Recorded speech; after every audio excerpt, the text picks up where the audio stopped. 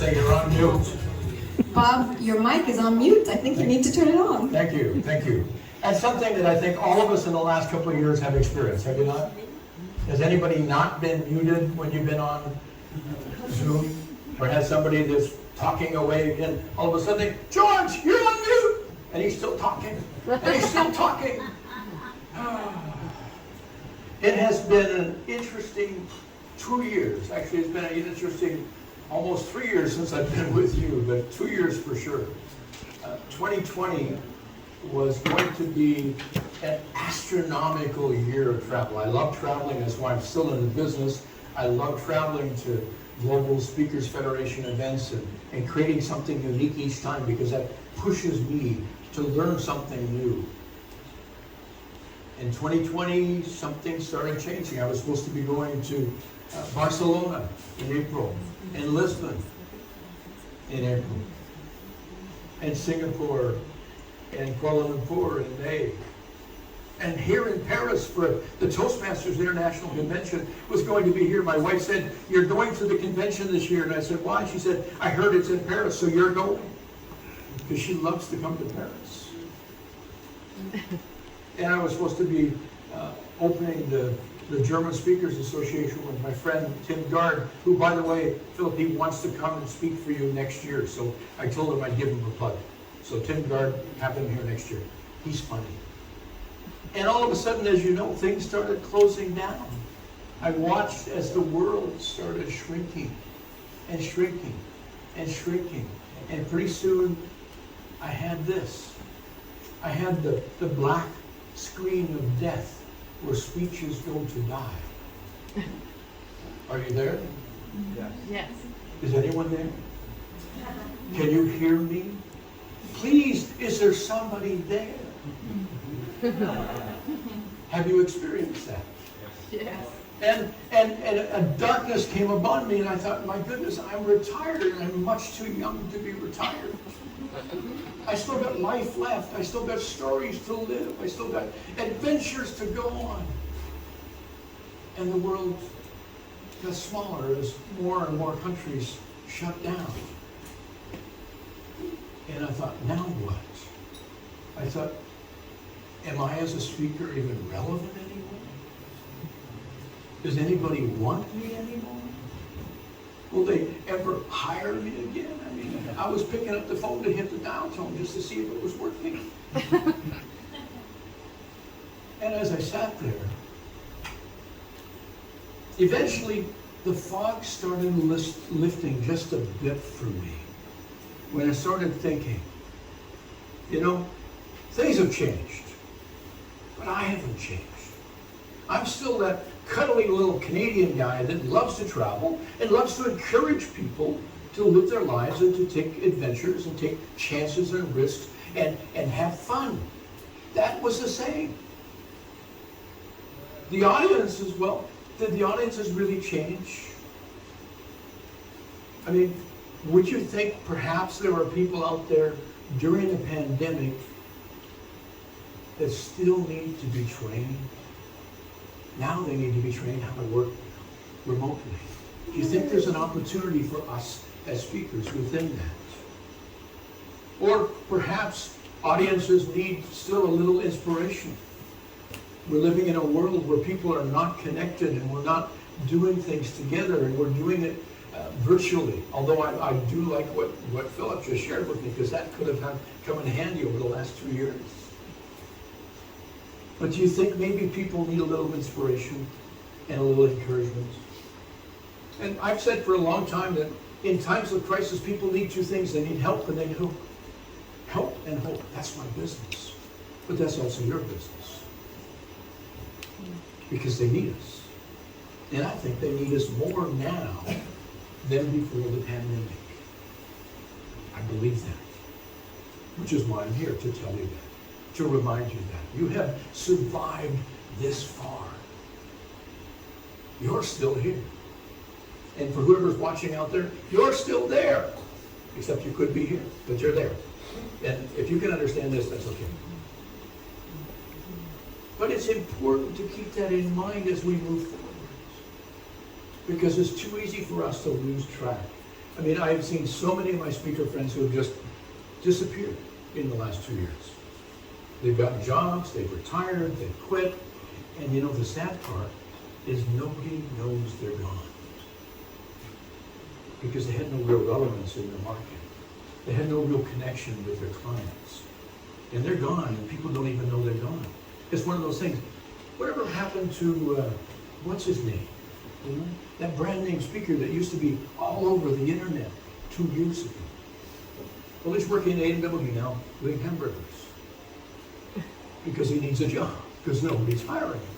Because he's no longer relevant. And that's the challenge that we face, is to be relevant. Now Bruce talked about making sure our stories are relevant to our audiences. And that's important. And we still need to do that. We need to make sure that we pick the right story for the audience and give them what they need. So that it fits what we're sharing. That we're not just doing the old thing, oh, I got a great story, it's really funny, I'll put it in here because I need a laugh. Does it relate to your audience? Does it make their experience with you better? Or is it just a story? And that's a challenge. So I think about it. I haven't changed, other than I now have a different modality. I have a different stage that I'm on, a different platform that I'm on, which is now virtual, or now we're moving into hybrid, where we're doing the best of both, or maybe the worst of both, depending on how the technology works, and it will get better. Just like when we pivoted to going online. Initially it was horrible, but we worked it out. And we'll work this out too. And we'll be able to get it so we can serve our clients and say, I can help you in a number of ways. I can be there in person, I can be there on screen, I can do what Philip just said, and you can zoom me in as an avatar, and here I am. And you could even be twins. Wouldn't that be fun? I could be twins. I've always wanted to be a twin, because then I'd have somebody to blame. But I haven't changed, and the audience really hasn't changed in terms of there are certain things they want. The stage has changed. Now, I thought about where we are here today. We're at the Caesar's Palace in Paris. Now, for those of you at home, you don't look on the screens, look on the side things. This is a burlesque palace at night. So I'm here now at whatever time this is. You fast forward 10 hours, and there's naked women on this same stage. Now, how is that for relevance? Can you imagine me being introduced like you did here, and I come walking on tonight? It's going to be tonight. Exactly. 10 o'clock. I'm here till Saturday. Would the audience be a little surprised, or maybe would they even be upset? Maybe if I did a pose, they'd probably be disappointed because they were expecting something else. See, and that's where the relevance comes in. It's the skill set and the mindset of the performer as it pertains to the expectations of the audience. Does that make sense? That's our job. That's our challenge, to make sure that we meet those expectations. And that means I don't walk out here without a shirt on and with with my scarf and go, I could do that, but it would be stupid. But I do want to, she's laughing, that's good, I'm glad. Sometimes laughter translates even into French. See, it's probably saying funny things up there, I don't know. See, this is the interesting part, this is translating it. I have no idea if it's anywhere near accurate. And if it's funny, that's good, I'm okay with that. I don't mind it being funny. Yeah, but the thing about relevance is we have to work at it. And I think there's more than just making sure we pick stories that are relevant. We need to make sure that we're aware of what's happening in our world and in the audience's world. How many of you are aware of a little war crime going on in the Ukraine right now? This is where it gets harsh. This is where it gets blunt. There's a little man in Moscow whose nose is out of joint because the Ukrainian army has beaten the heck out of his guys. So he's now starting to target individuals, women and children, because you can't fight fair. And that might blend over into what's happening here in Europe. And I'm sure some people think about it. And in your audience, that might be something they think about. Or they might think about, for example, there's a man in Ukraine who used to be a comedian and played a president on a TV show, became president, and has galvanized the world in support of his country. Well, there's tens of thousands of people in Russia who are being jailed because they're standing up to Putin saying this is wrong. That's relevance. And we need to be aware of the relevance of what we're talking in and what we're living in. Because people are hurting in our audiences. Our job is not to be the doctor to prescribe medicine, but to be understanding of where they are so that we can maybe take something out of that and say, there is hope. There is still hope in what you're doing. And here's how. This is what we do. This is what you do. And like I said earlier, you're still here. So I want to encourage you to keep doing it. Because the world needs you more now than we probably ever did.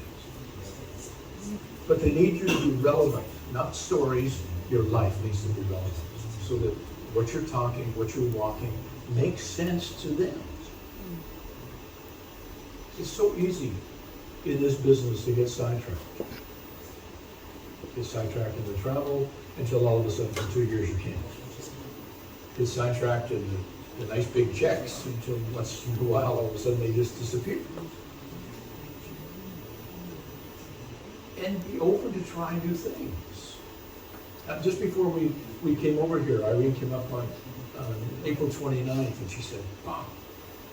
She talked me into putting some of my books up on Ingram Sparks, which is another platform, publishing platform. And they had some sort of a deal where you could put 5 of them up for free instead of $50 per title. And I thought, well, what the heck? So I took the time and rewrote and revised and updated them for 2022. And she put 5 of them up on April 18th, which was my birthday.